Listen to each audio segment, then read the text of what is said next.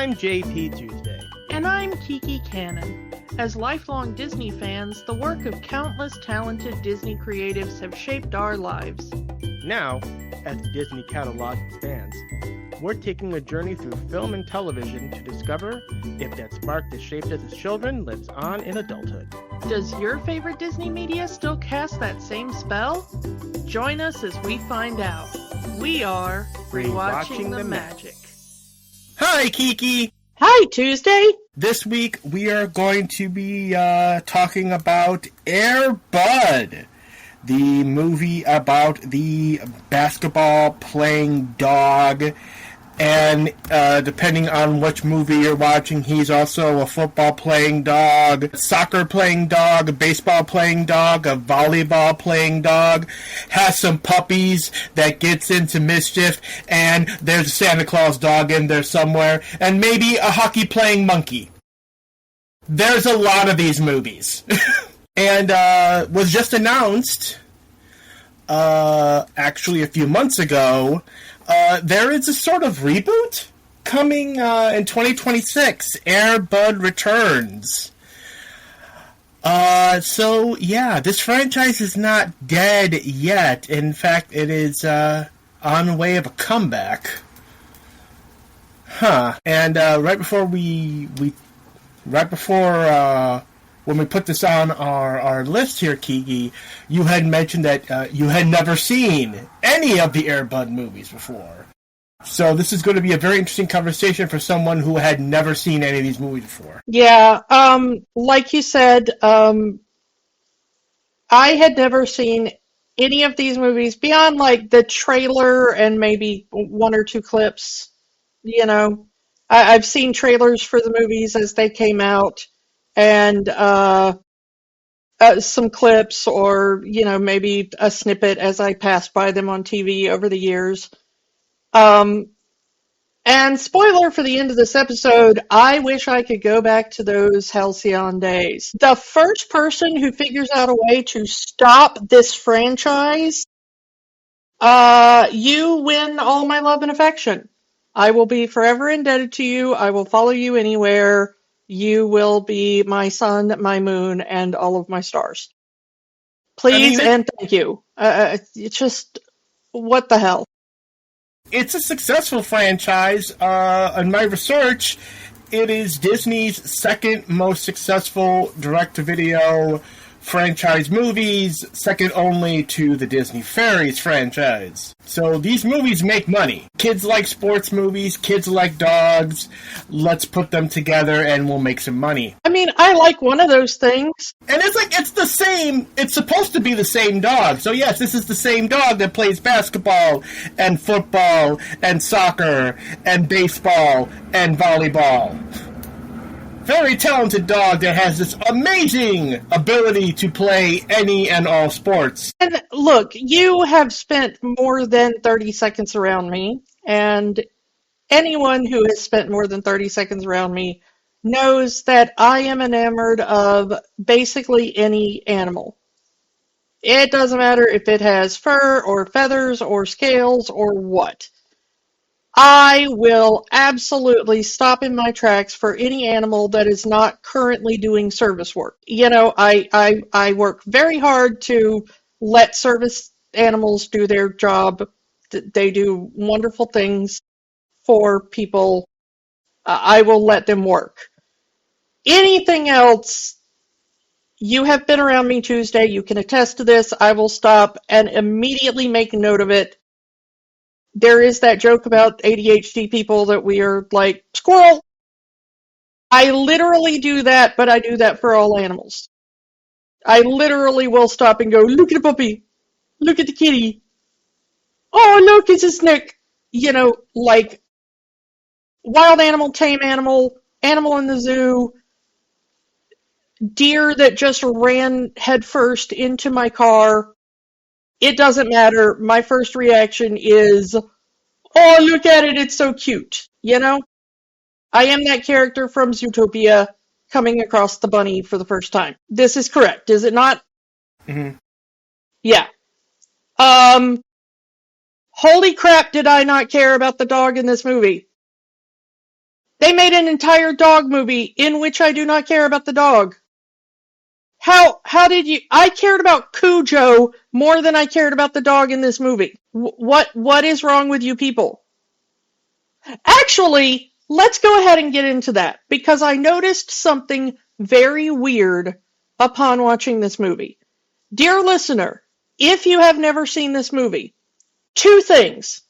Everything you think you know about this movie is in the last 20 minutes of the movie. We will get to that. Everything you think you can tell me about this movie, if you have never seen it, or if you have not seen it in 20 or 30 years, you are thinking of the last 20 minutes of this movie and nothing else. You do not remember anything but the last 20 minutes of this movie. If you have seen the trailer, you have only seen snippets of the last 20 minutes of this movie. All of the plot you think you know, last 20 minutes of this movie. Number two, the first third of this movie and a good chunk of the end of Act 2 is a Stephen King movie. I do not know why there is a Stephen King movie shoved into this Disney sports film. And I'm not talking about there's some Stand By Me in this movie. I'm not talking about that kind of Stephen King movie. I'm talking about there's some It and Cujo in this movie. Because the bad guy is an evil clown? I mean, that's part of it. But let's just dive right into this, because we're just going to spoil the heck out of this really awful movie. I'm going to make two notes before we really get into this. I'll let you do it. This was originally produced as a Miramax film. So we had just recently gotten into the Miramax library, so there's your point on that one. But was instead switched over to Walt Disney Pictures, which was good for them because they would have lost the rights to this movie when they sold Miramax. Two, this movie was written by a man named Kevin DeCicco. And Kevin DeCicco is the owner of the dog Buddy,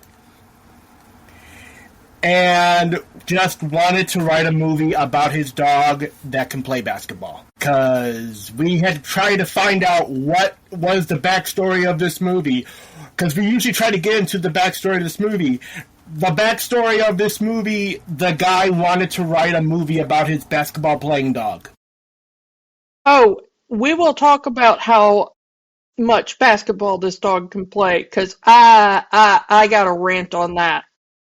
Okay, let me go back to the Stephen King thing. Because I am a big Stephen King film adaptation fan. Okay? Mm-hmm. I used to read a lot of Stephen King books, but I am more a fan of absolutely whacked out Stephen King film adaptations. And there are many. I do wonder, with you having brought up the Miramax thing, and I didn't think about this when I first watched the movie, but it just hit me now. I wonder if this is one of those things like when we talked about Pretty Woman. Remember how we said that Pretty Woman was originally a dark drama called 3000 about a drug-addicted lady of the evening? Sorry for our listeners with little ears. I am trying to be in the PG-13 realm. But, it was originally dark and very adult, even more so than the R-rated comedy we got. And then it turned into a lighthearted R-rated rom-com, and it was only R-rated because of the profession of the woman in question. Okay? I know that you said that this guy owned a dog who could, quote, play basketball, and I am putting the most giant quotes around that. We'll get to it. But do you wonder, given the way all but 20 minutes of this movie plays, if this was a completely different movie when Miramax had hold of it and then Disney got hold of it and they were like, this is not our tone and you need to throw in some Beethoven-esque slapsticky parts. And I'm talking about that Beethoven dog movie. Mm-hmm. You know, about the St. Bernard that just runs around, like, crashing into things. Mm-hmm. Yeah. Because this movie careens from drama about a boy whose dad just died. That's the first thing. Like, literally, in the first couple of minutes. Well, the first thing it hits you with is evil clown dude That abuses his dog. that really, like, if you're sensitive about animal abuse, like, it's not the most horrific thing I've ever seen, because I watch a lot of horrific stuff, but, like, it is not what you expect in a Disney movie about a basketball playing dog. I turned on this film and I was like, did I turn on the correct film? I actually backed out and checked like 2 or 3 times. I'm like, did Disney Plus mess up the film? You know? To the point where I looked up a synopsis and I'm like, is this movie starting correctly? And it matched up and I was like, okay, movie, I'm gonna see where you're going with this. So, yeah. It really kind of freaked me out. 'Cause it's just suddenly like, first of all, I don't like clowns. We've talked about this before. I'm not afraid of clowns, I just don't like them. The only good clown is Puddles the Clown, who may also be evil, but he gets a pass because he's friends with Weird Al. Like, I'm okay with evil if you're the sort of evil that is also friends with Weird Al, you know? Mm-hmm. But literally the only good clown, Puddles the Clown. So, first off, the movie starts with clown that hits a dog with a rolled up newspaper constantly and screams at the dog. Do not like. Then the dog almost gets like pancaked by a Mack truck. Did not like that. He doesn't. The dog's fine. There's like 16 of these movies and it's all supposed to be the same dog. Trust me, the dog's fine. And then the dog, who is in a crate in the middle of the road, gets run into, as in lightly tapped, by the family that we follow throughout the movie in their pickup truck, and it's just enough to like open the door of the dog crate and let the dog out. And the mom doesn't see it. She just thinks it's a box in the middle of the road. I don't know how, because it's very clearly an animal crate. There is nothing else in the world that looks like the type of crate the dog is in. You know this and I know this. Yes? Yes. There is nothing else you could mistake that for. It is very clearly an animal transport crate. And the mom's just like, why is a box in the road? Meanwhile, the main kid in the film sees the dog get out of the crate wearing a clown costume and stare at him from the side of the road. And the kid says absolutely nothing. The kid says nothing. Not a word. Not, hey mom, a dog just walked out of that crate. Not, there's a dog in the road or something. Or, mom, am I hallucinating a dog wearing a clown costume? Or, hey, little sister in the back seat, look at the doggy. No, nothing. Literally nothing. Kid just stares at the dog. Not like, hey, mom, there's a dog in the road, it might be hurt. Or, hey, mom, can I have a dog? No, nothing. Just absolute silence. And they drive on. And then the kid ends up at the other Stephen King portion, like an 18th century church in Washington State. They're like in Washington State. I thought Stephen King did his movies in Maine. And what's so funny is the church that they're at is very much an East Coast design colonial church. Okay? I'm not sure there are a lot of those type of churches in Washington State. I could be wrong. Okay? I just have not seen much evidence of them. Also, it looks like it has been falling down since the 1700s. But for some reason, it has a modern paved basketball court outside the church. Now, I know a lot of churches that have gyms attached to them, but unless you're in like an urban area, You know, like in Chicago, you will find this because I did see a lot of them in Chicago. But like in more rural areas where this kid is, you don't really find outdoor basketball courts attached to churches like that. You will find like a multi-purpose gym built onto a church because you can use it for lots of things. But they're usually you can't get the type of building permits in an urban area for that. So, but you can just turn a parking lot into a basketball court, you know? You could just pave a bit of ground and turn it into a basketball court. But in a rural area, you build a gym and then you use it for lots of stuff and you rent out the space and you make money for the church, you know, et cetera, et cetera. There is no way that I'm thinking that church exists and that they built a modern basketball court before it falls into that level of disrepair. Nothing about this area makes sense unless it's part of a Stephen King story, is what I'm saying. The other thing is then he lures out the dog by putting out pudding cups in a pudding cup sigil to like summon the demon dog that plays basketball. This is a Stephen King story for at least a third of this movie. You cannot convince me otherwise. Or at least he's trying to be. Maybe. So do not feed your dog pudding cups.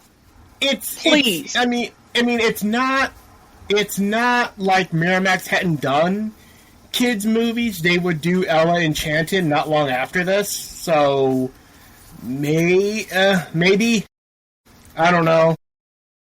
This was Miramax trying to do a Stephen King story and failing at it, and then it somehow got turned into a lighthearted Disney comedy for 20 minutes of it. Also, there's the black guy that's going to teach him The Shining. I am not kidding! That dude showed up, and I'm like, okay, now he's going to learn The Shining from the old wise black guy?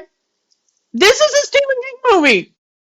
How is this not a Stephen King movie? My dude! Tell me I'm wrong! That's going to be the clip that we're going to make from the freaking YouTube page.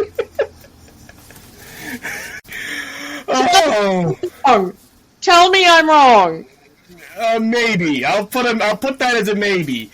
Because you're right, there are a lot of Stephen King cliches in here. The only thing is that it's in Washington, not Maine. This looks like it should be in Maine. Everything about it looks like it should be in Maine. Also, nothing about this is correct. They're playing basketball, even for kids in elementary school. They're playing basketball at the wrong time of year. There is never any snow or anything. Not like there would really be snow in that area, but the thing is that they go and they play basketball and they get to the state championships, which you would think would be like more at the end of the school year or at least in spring, because it's definitely after Christmas. Yeah, we even get a Christmas scene in the movie. Yeah. And still, it's not springtime when they're having this, because there are fallen autumn leaves all over the ground as the kids are preparing for this. You see what I'm saying? Mm-hmm. Like, they can't even mock up the area to look like the correct time of year. It's just so... I don't know. Like, nothing about this movie makes sense unless it is like a cursed Stephen King town in Maine. Washington. It is the town of Maine, Washington. Where anything can happen. So because this is a Disney movie, we get a dead dad, and all we know about the dad is this newspaper clipping that the boy had framed, that he was a pilot, he died in a plane crash, and now they have moved to the mom's old hometown because maybe the scenery would be better for the young boy growing up. She had so much fun living there with her grandparents. Yeah. The only two things we know about the dad is he was a pilot who died, and he really liked basketball. That's it. That's all we know about the dad. And the mother sells napkins to Bolivia and Venezuela or something. Yeah, that's really all we know about the mom. And then there's a little sister who is a complete non-factor in this movie. Yeah, she just kind of sits in a crib despite being like 5 years old and occasionally goes, "Yay, give me a kiss," or something. Mm-hmm. I will say that the kid, Josh, is played by Kevin Zegers, and he has played the character of Josh in 4 of the 5 solo Air Bud movies. He is this kid. He has played this kid for the majority of the movie. I don't know if he's going to be in the new movie or not, but he has played this kid pretty much in every Air Bud movie. Yeah, weirdly though, apparently this guy continued to have a career. Yeah. He went on to do a lot of horror films, which is primarily what I knew him from. Like in the early 2000s, he did a lot of horror films. He apparently was in Gossip Girl for a while. And he was in that Mortal Instruments movie.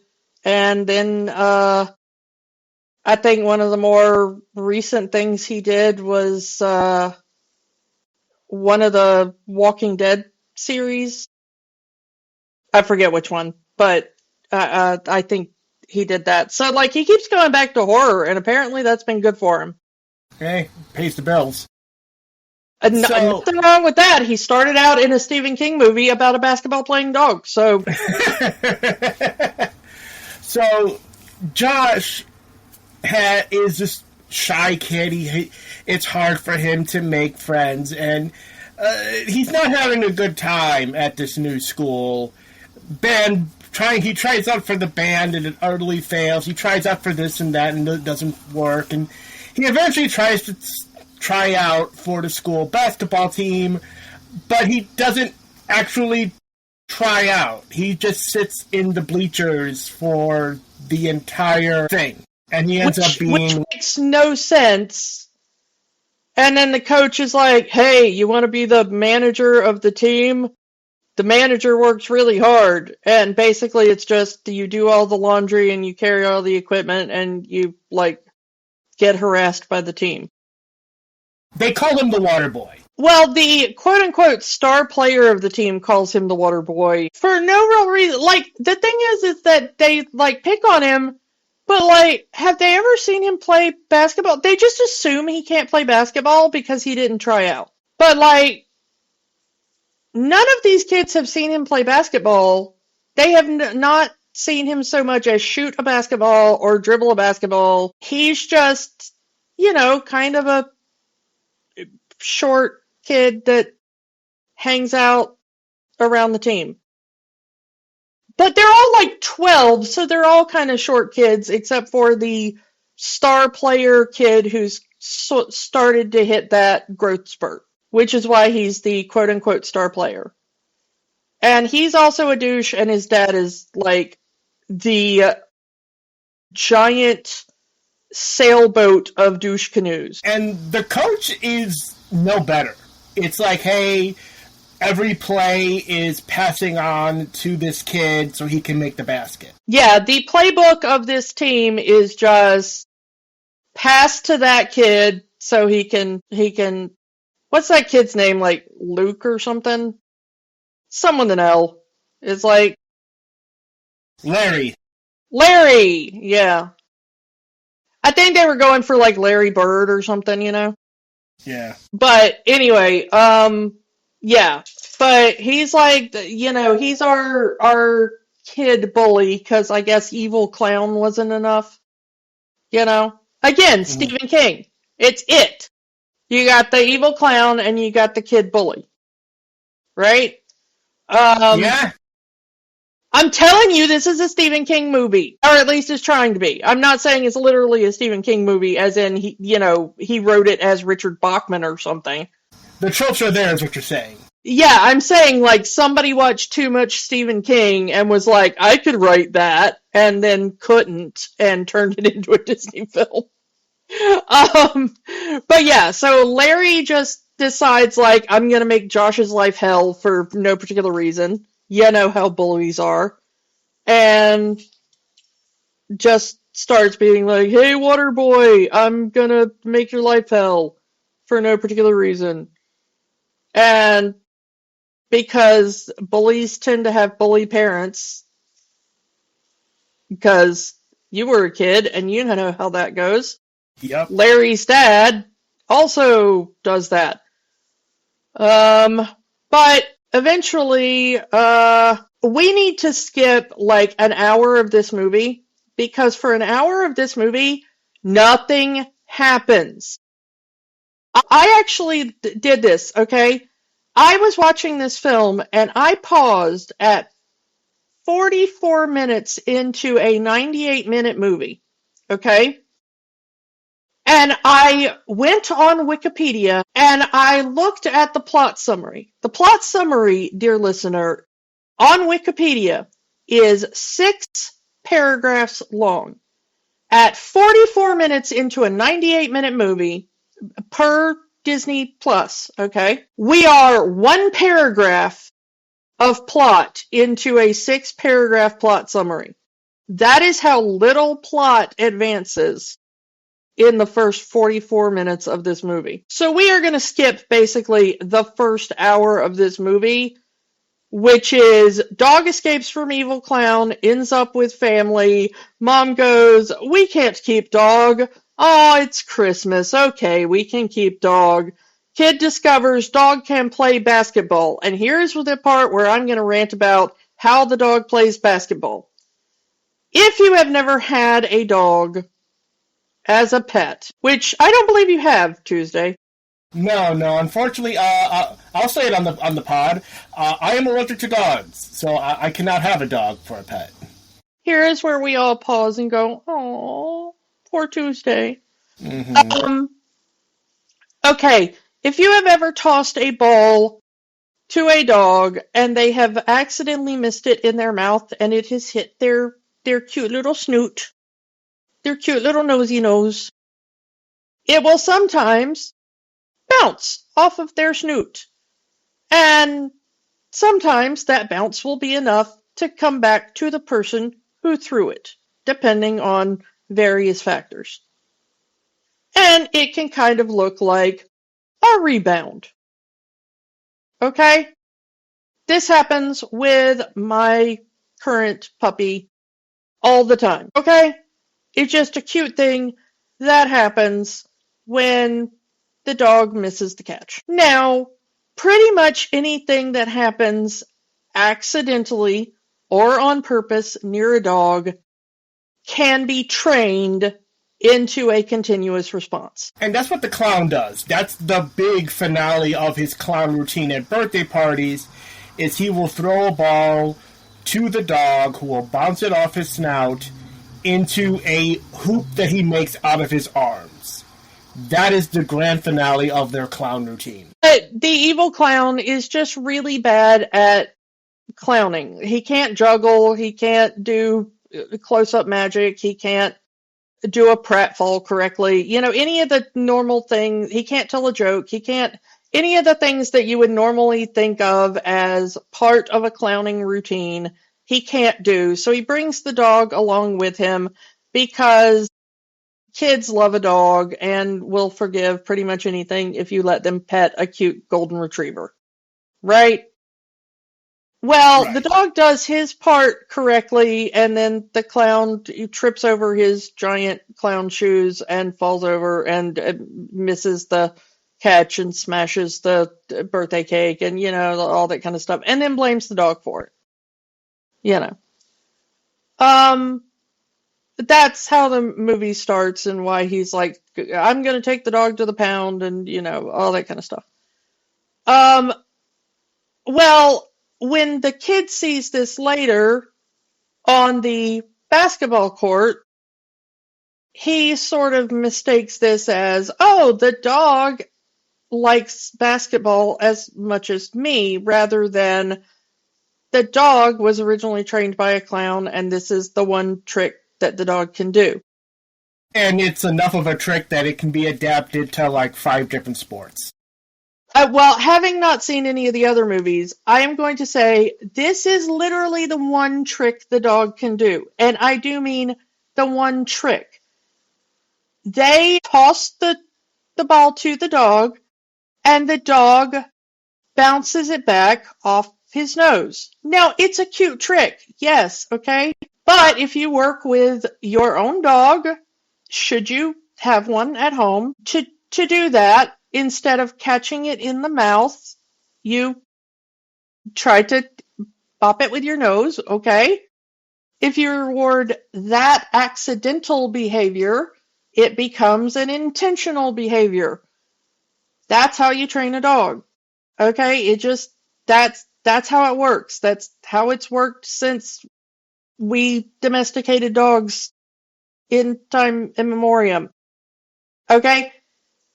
And then they use creative editing to make it look like now the dog is not rebounding the ball back to the handler.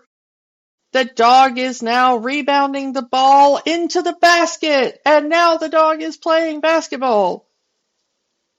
And there is a little thing at the end of the movie.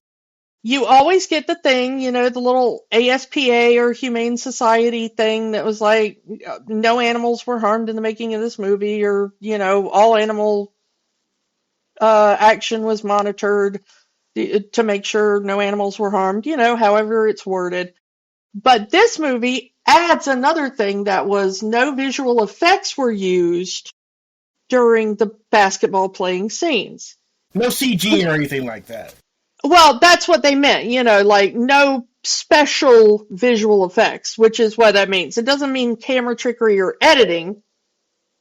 It just means like we didn't tie a string to the ball. We didn't use green screen. We didn't use, Okay. But you can tell, because it's not subtle, that you'll see like the dog bounce the ball off the nose, and then it'll cut to a close-up of a basketball going into a hoop. The dog's not in the shot, it's just a shot of a basketball going into a hoop. Now, yes, the dog bounced the ball off of its nose, but that doesn't mean that same basketball then went into the hoop. It's not a continuous shot. You can tell the edit. It's not subtle. Mm-hmm. It would be much more impressive, if they were all long shots with no edits and no, But the thing is the dog has one trick. It's an adorable trick. Okay? Bravo to the dog. In fact, the other stuff the dog does during the movie is much more impressive and much harder to train dogs to do. As, sitting still during scenes of crowds cheering and, all this kind of stuff. Because if you've ever lived with a dog or worked with dogs or trained dogs, all of which I have done, those things are the things that are difficult to train dogs to do. The ball thing is just, that was an accident that you reinforced, and that's cute. Okay? But now we've turned it into like, oh, the dog can play basketball. Okay? The thing is that that's really not the plot of the movie until the last 20 minutes of the movie. The plot of the movie is more like, this kid can't make friends at school. This kid can't get on the basketball team. This kid finds out the janitor at his school, the old black man that teaches him The Shining that I mentioned before,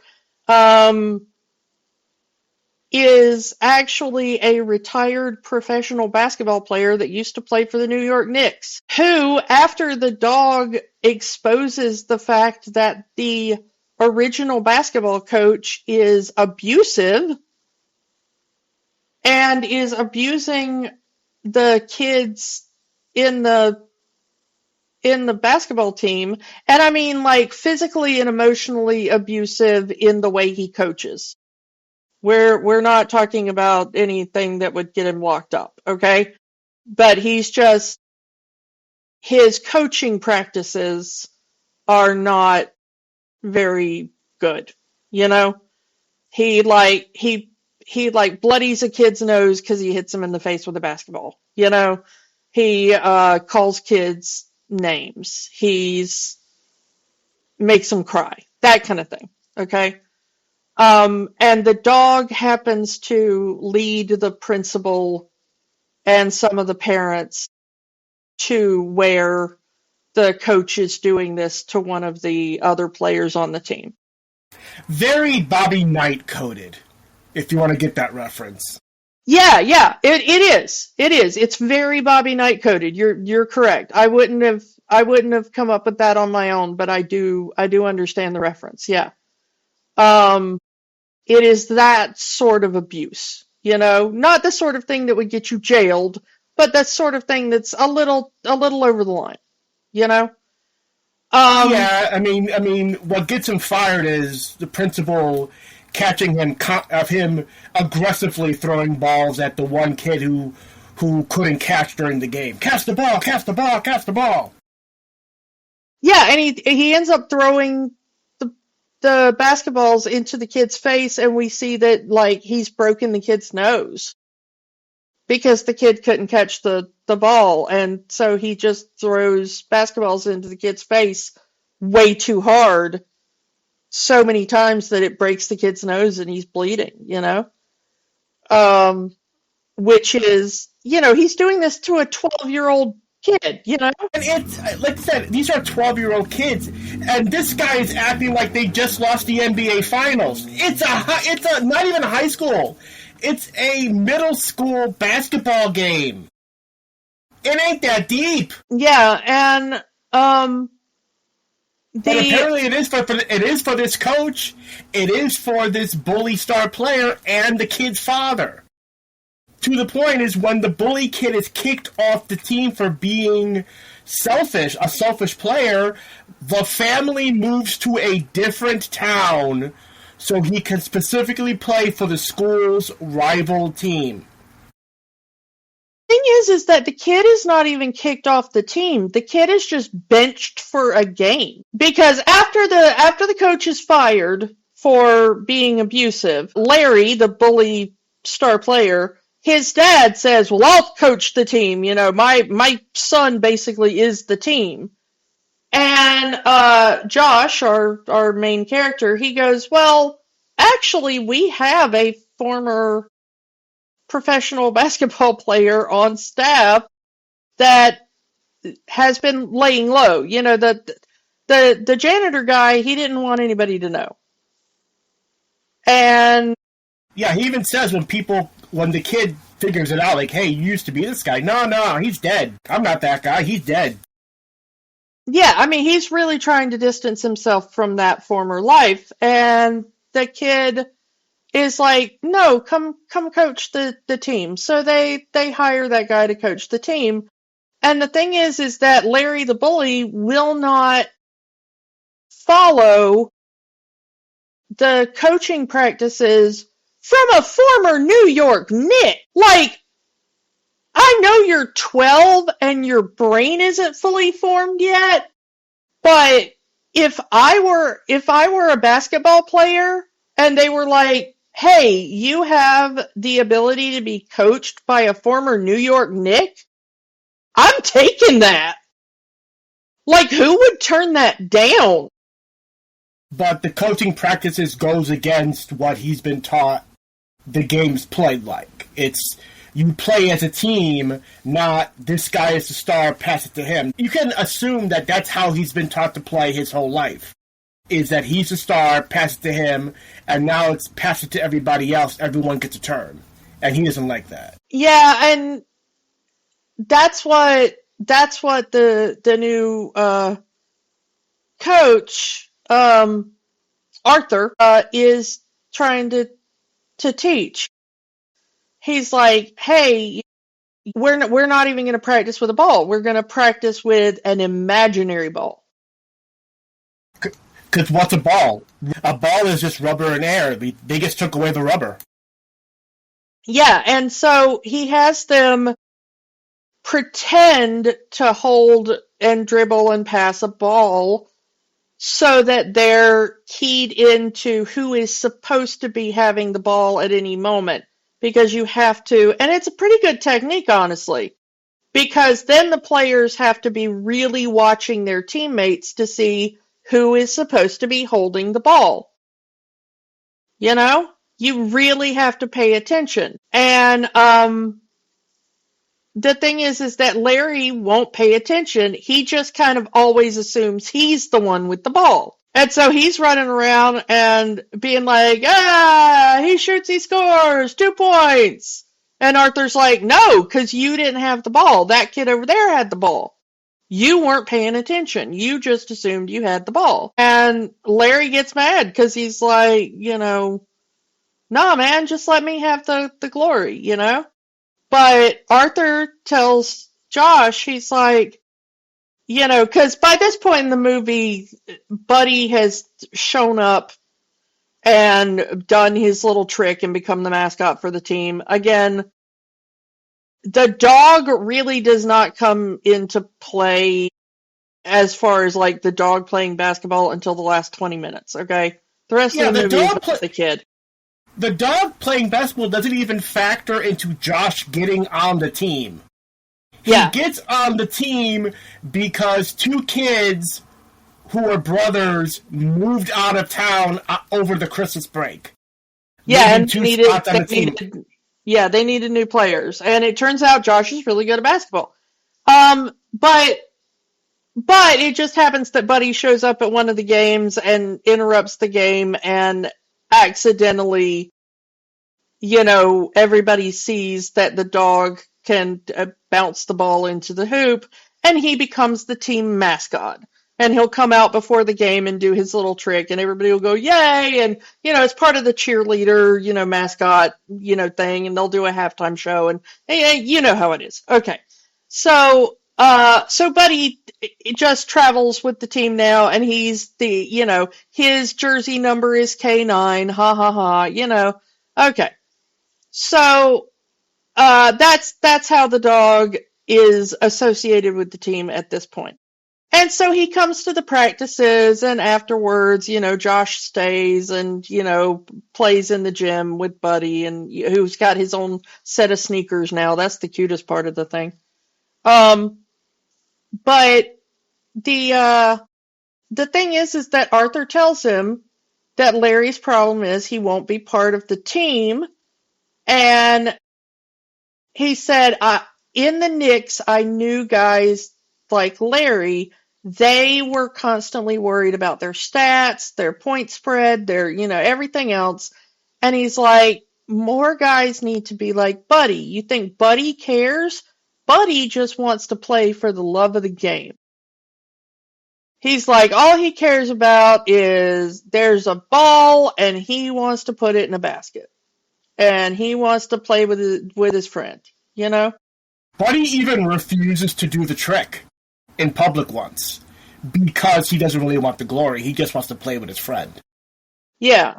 And Josh has to go, hey, we're just playing. It's just you and me. We're just playing on basketball court like we always do. Okay, and that calms the dog down, and he's like, okay,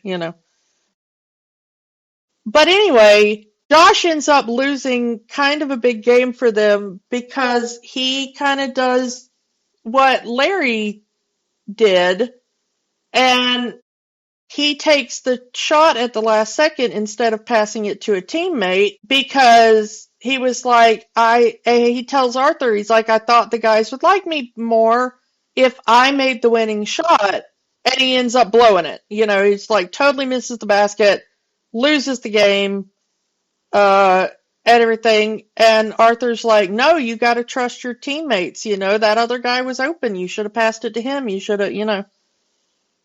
Um, and this is going to come back at the end of the movie. Okay. I'm going to get to it. So, Josh is like, okay, I got to learn to be a team player. So, Buddy's little tricks have made the local news. This small town kids basketball team with a dog that can play basketball, and our evil clown Norm, played by Michael Jeter of all. Interestingly enough, if you were the right age when this movie came out, you would have probably saw him as Mr. Noodle on Sesame Street. Yeah. I will say it is weird because I did not realize until watching this movie that Michael Jeter is the biggest name in this film. Bill Cobbs, maybe? Because he's Coach Arthur? Yeah, but Michael Jeter literally has top billing in this film. Yeah, that's true. And it's not because, Bill Cobbs would have had top billing if they were going by, alphabetical. Michael Jeter gets top billing in this film. He is the big name in this film. Yeah. And I'm not going against Bill Cobbs, because he legend. And Michael Jeter as well. But yeah, the credits of this movie list Michael Jeter first. So that's what we're going with. Yeah. So we're about an hour into this hour and 40-minute movie. And finally, the movie starts to happen. Yeah. The evil clown sees his dog, who he didn't care about. He was taking him to the pound when he disappeared anyway, so he was there. He didn't even give the dog a name. He didn't even give the dog a name until he came by and picked up, hey, you have my dog old, then he sees a paint can. Old Blue! Yeah, me and Old Blue, we've been working together for years. That's enough to show you that he's the bad guy, that he did not even give this dog a name. He just called him Mutt or Fleabag or whatever. Or dog or what. The business was called Clown and Hound. It's like. So he's come back for his dog, and John's like, no, you can't have him. He hates you. You abused him. I saw it. And I saw how he treats you, and there's a running gag throughout the movie of Buddy hiding the newspapers when they're delivered because he has this fear of newspapers because of the clown. But, yes. So, first, Norm the clown gets Buddy, and he kind of is already making deals. He's making deals to try to get him on Oprah and all these other TV shows, because now that the dog is famous, he wants to make money. And poor Buddy, all chained up into the back of this house, just once again treated like garbage. And Josh has to go and break him out and save him. And there's this very kid, Michael Jeter, the actor, very good at just falling on his face, because he does that a lot in this movie, thanks to the antics of the kid. Even though the clown is supposed to be a terrible clown, but eventually it comes up. He gets Buddy away from Norm, and Norm in his truck ends up going into the water, which destroys the ownership paperwork that Norm has for the dog. This will come back. And it's very much, this very sad, they're never he's gonna keep coming after you, so I have, you need to run away and far away so he can't find you, and get away, you dumb dog, I don't want you anymore, get out of here. Very, you've seen this kind of scene in a lot of these movies. So, now we get to the championship game, And this is where everything anyone knows about the movie happens. Because half the team is out sick because there has been a chickenpox outbreak at the school, leaving 5 kids who didn't get sick, including Josh. So now they have to be the entire team, offense and defense. And it goes somewhat well for the team up until the point where one of the 5 players gets injured. So now it's 4-on-5. So the team is thinking, oh, well, we're going to have to forfeit. We don't have enough people for a full team. We're now just 4 of us. It's not going to work. We're going to lose. We might as well just forfeit. This is where Buddy comes back into the story, having followed Josh home. Yeah. This is where the line comes from. There is no rule that says a dog can't play basketball. And, they say, hey, the dog is a member of the team. He has a jersey. He has a number. He travels with the team. He practices with the team. He is a team member. We're going to put the dog in. And what are you scared you're going to lose to a dog? Put him in. As now Larry's father has become the assistant coach, co-coach of the rival school's team. Yeah, and this is where you find out that they have moved. Yeah. Yeah. That's how serious middle school basketball is. If he can't be the star player of this one team, they will move to a different town and he'll become the star player of another team. It's middle school basketball. It's not that deep. But apparently it is for them. So, yeah, now Buddy is in the game, and this is what the part that everybody knows, where Buddy is now scoring points. And, yeah. Yeah, I mean, this is where everything you've ever seen comes from. This is every joke you've ever heard, every bit of plot, everything, and this part of the movie actually is kind of fun. I don't have a lot of problem with this. It's a good little sports movie, but it is a short film. It's like 20 minutes, and it's cute. The dog has, like 20 minutes of really interesting stuff. And it's fun watching the rival coaches talk about how,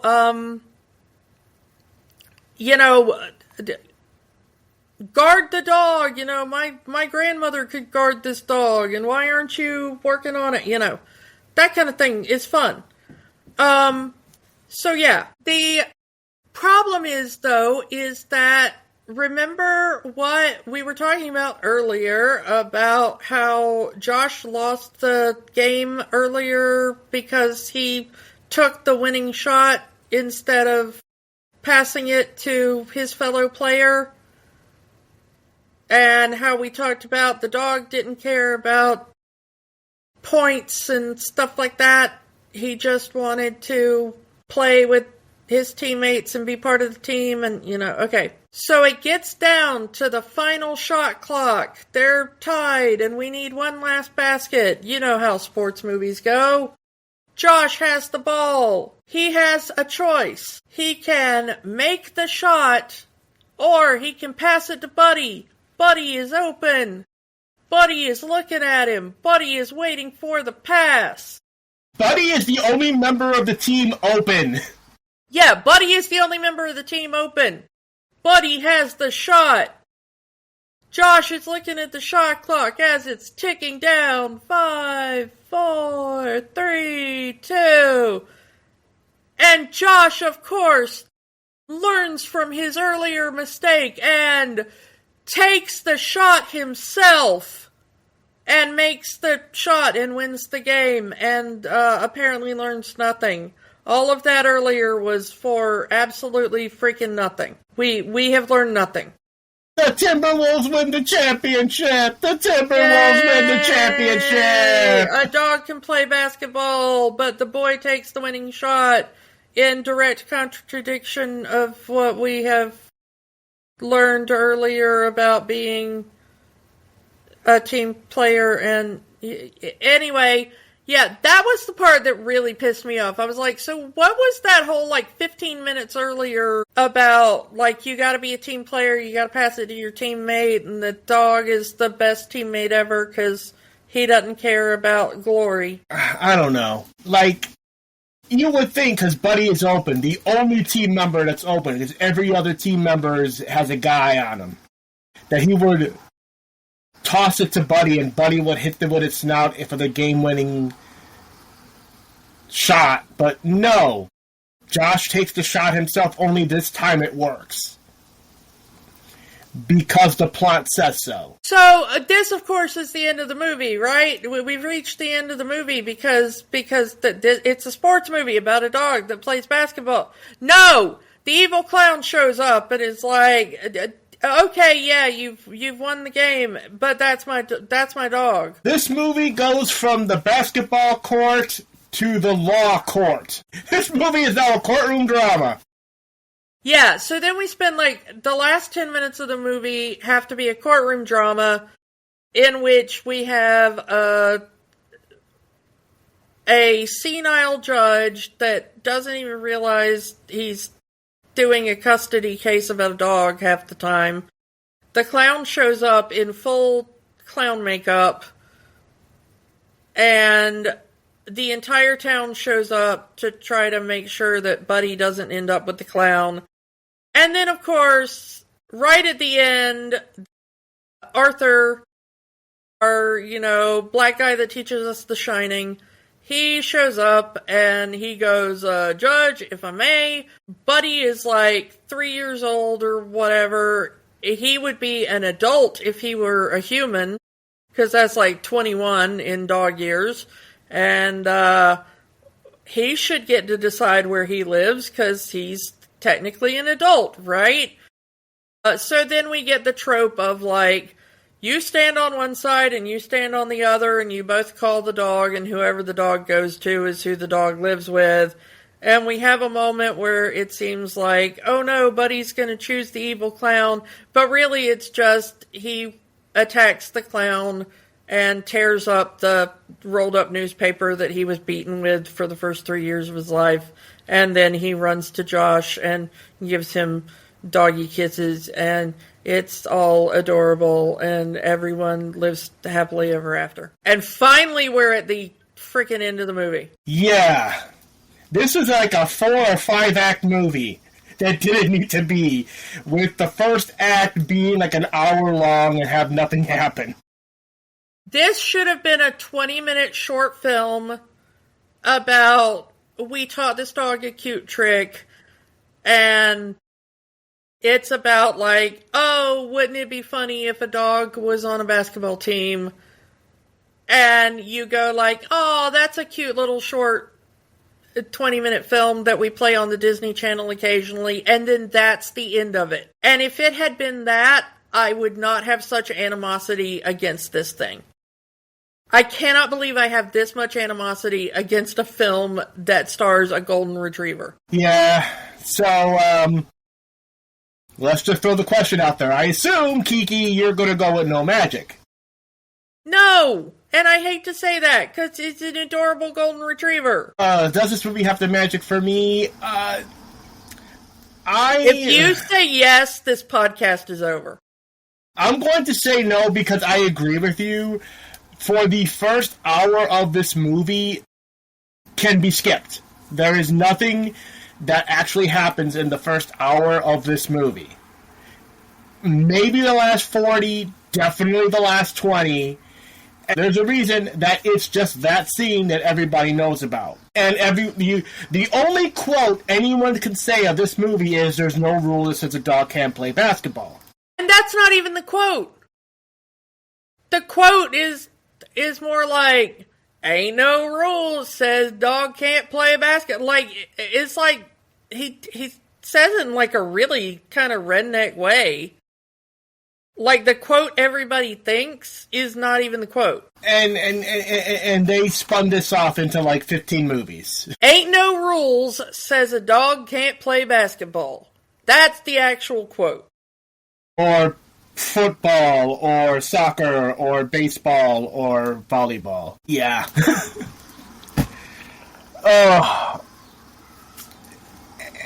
Like, I understand that there are going to be people who this is their favorite movie, but honestly, it's just going to be the last 20 minutes of the movie with the dog in the game playing basketball. It's, you know, when you describe this movie to someone, they're going to think, oh, it's the dog playing every game throughout the whole movie. No, it's just the 20 minutes in the one game. That's it.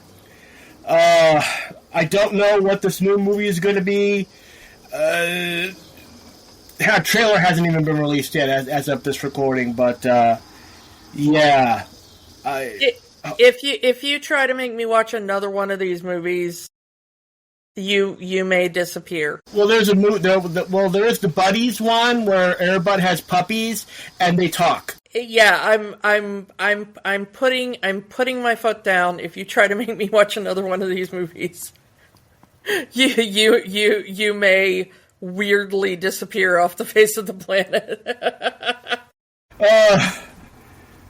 Well, I'm not going to argue with their listeners. So, yeah, that's our discussion on Air Bud. Yeah. I would like to see the original version of this movie that I am sure exists somewhere that is much more Stephen King.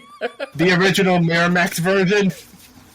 The original, like, horror film version of this. I don't know. As for next week, it's the best of both worlds as we're taking a look at Hannah Montana the movie. Little Miley Cyrus before she really got big. We have never seen the series. We were out of the age range when Hannah Montana the series was a thing.